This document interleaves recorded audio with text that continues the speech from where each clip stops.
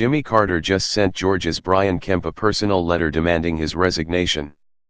Former President Jimmy Carter made an urgent personal plea for Georgia's Secretary of State and Republican gubernatorial candidate Brian Kemp to resign from office rather than continue to erode public confidence in a hotly fought election race rife with accusations of voter repression by Kemp in his role as the supervisor of the election and its voter registration process.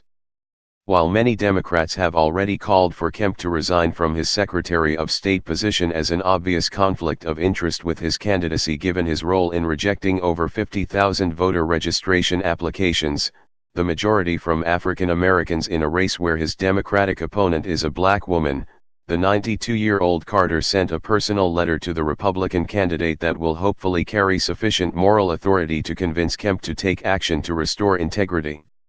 to an election already severely compromised by typical GOP voter suppression tactics. As Georgia's longest established political figure, Carter's words should carry weight. However, since the ex-president is a Democrat, he is counting on his post-presidential experience as an international election monitor in numerous countries around the world to help hammer his point about the necessity of eliminating any appearance that the Georgia race is anything but free and fair.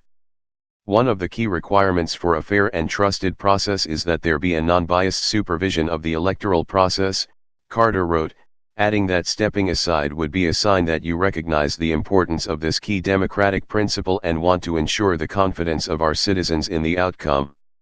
Carter's personal letter to Kemp was sent last week and subsequently obtained by the Associated Press, who revealed its contents today.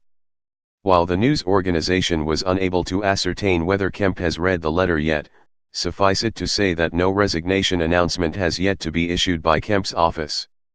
It's not certain that at this late date, just days before the election, Kemp's resignation would have anything more than a symbolic effect on the optics of the voting process, given that it would have little practical effect on voter registrations at this point.